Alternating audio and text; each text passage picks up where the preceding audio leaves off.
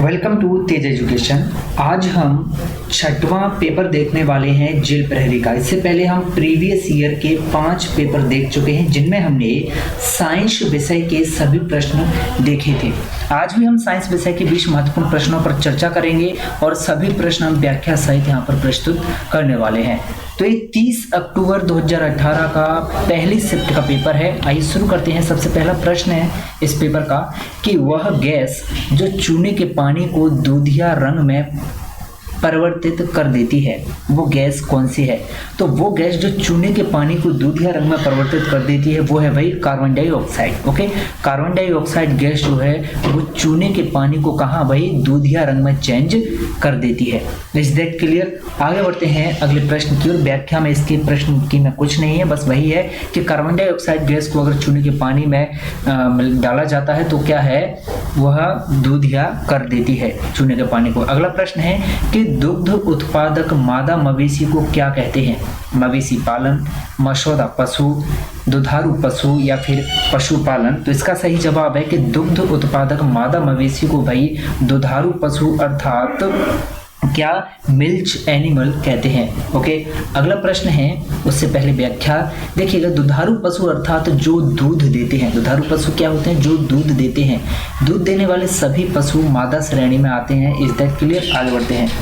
प्रश्न है कि वनस्पति प्रवर्धन के बारे में निम्नलिखित विशेषताओं में से कौन सी उपयुक्त नहीं है। सबसे पहला विकल्प है कि यह हमें विभिन्न रंगीन फूलों के विभिन्न संयोजन को प्राप्त करने में मदद करता है, या फिर पौधों की बीज रहित किस्मों को इस विधि से उगाया जा सकता है, या फिर यह नए पौधों के वर्धन का एक तेज और सस्ता तरीका है, या फिर यह एक प्रकार का अलैंगिक प्रजनन है। तो हमेशा याद रखिएगा कि वनस्पति प्रवर्धन के बारे में ये तीनों विशेषताएं बिल्कुल सही हैं कि पौधों की बीज रहित किस्मों को इस विधि से उगाया जाता है, और नए पौधों के वर्धन का एक तेज और सस्ता तरीका है, और यह एक प्रकार का लैंगिक प्रजनन है। यहाँ पर विकल्प ए जो है गलत दिया गया है। आगे बढ़ते हैं अगले प्रश्न की ओर। अगला प्रश्न आपकी स्क्रीन पर कि निम्नलिखित में से किस समूह का गलत जीवों द्वारा प्रतिनिधित्व किया जाता है। सबसे पहला विकल्प है जिसमें मेमिलिया वर्ग के जीव दिए हैं, दूसरा है इकाइनोडर्मेटा, तीसरा है एम्फीबिया और चौथा है मोलस्का।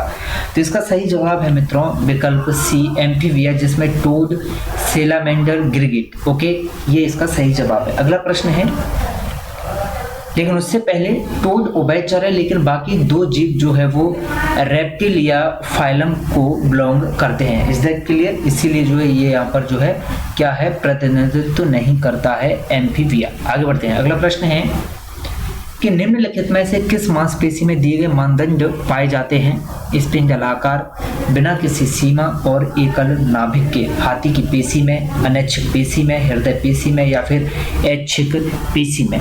इसका सही जवाब है विकल्प बी अनैच्छिक पेशी में। Is that clear. आगे बढ़ते हैं। व्याख्या देख लेते हैं। ये हमारे अनैच्छिक अंगों जैसे कि ग्रसिका, आमाशय, आंतों में मिलती है। ओके, आगे बढ़ते हैं। अगला प्रश्न है कि मैग्नीशियम क्लोराइड के 0.019 ग्राम में उपस्थित मैग्नीशियम आयनों की संख्या की गणना आपको करना है जब मैग्नीशियम का परमाणु द्रव्यमान दिया गया हो 24। तो इसका सही जवाब होगा दोस्तों विकल्प सी 1.20 × 1020। Is that clear. आगे बढ़ते हैं। तो इस तरह के ये न्यूमेरिकल प्रश्न भी पूछे जाते हैं जब डिटेल में आपको साइंस पढ़ाया जाएगा सर के द्वारा। तो सर आपको इस तरह के प्रश्न किस तरह से सॉल्व किए जाते हैं पूरी चीजें सर आपको बताएंगे। हम केवल आपको पिछले वर्षों के ऑब्जेक्टिव प्रश्न एक्सप्लेन कर रहे हैं, बाकी कुछ नहीं है। ओके, आगे बढ़ते हैं। आपको एक आइडिया लग जाएगा इनसे कि किस तरह के प्रश्न पूछे जाते हैं, किन किन टॉपिकों से प्रश्न आते हैं, किस तरह से आपको तैयारी करनी चाहिए।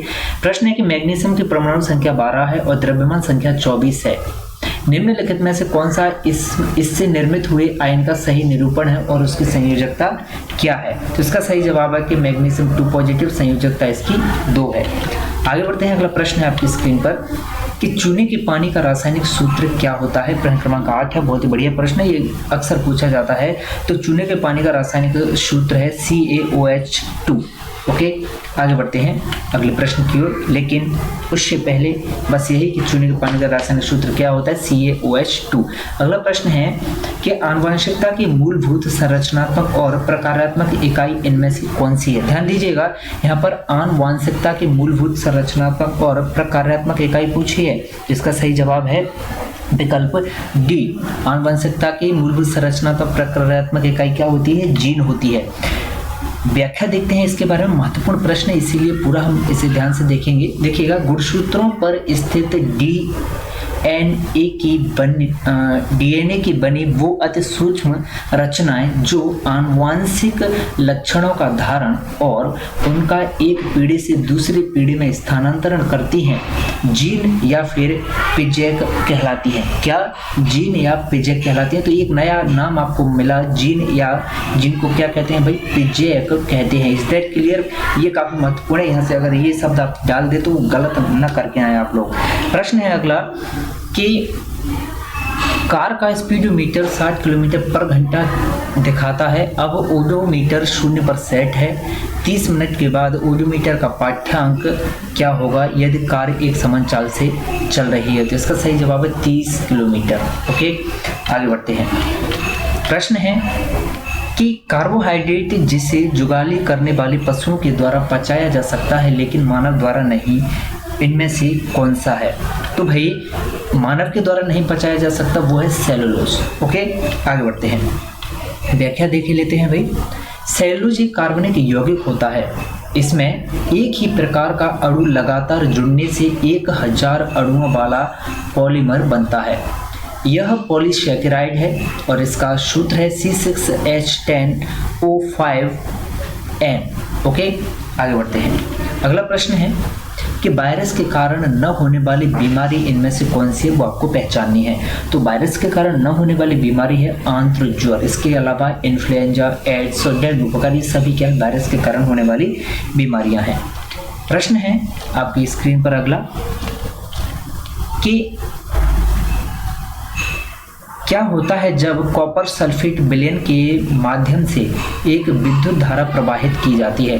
तो जब भी भाई कॉपर सल्फेट विलयन के माध्यम से विद्युत धारा प्रवाहित की जाती है तो कॉपर बैटरी के ऋणात्मक टर्मिनल से जुड़ी प्लेट जो है निक्षेपित हो जाता है। ओके, इस प्लेट पर जो है क्या है, निक्षेपित हो जाता है। आगे बढ़ते हैं अगले प्रश्न की ओर। अगला प्रश्न है आपकी स्क्रीन पर, क्या होता है जब एक जगह पर हवा की चाल बढ़ती है। तो भाई जब एक जगह पर हवा की चाल बढ़ती है तो उस जगह पर क्या है, दाब कम हो जाता है। और हमेशा याद रखना, अगर स्थान A से हवा स्थान B की ओर जा रही है, हवा इस तरह से जा रही है, तो इसका अर्थ है कि स्थान A पर दाब ज़्यादा है, स्थान B पर दाब A की अपेक्षा कम है। तो इसीलिए स्थान A से हवा जो है स्थान B की ओर जा रही है। आगे बढ़ते हैं अगले प्रश्न की ओर। अगला प्रश्न है आपकी स्क्रीन पर कि एक विलयन का द्रव्यमान पर आयतन प्रतिशत क्या होगा, जिसका द्रव्यमान पर 20% है।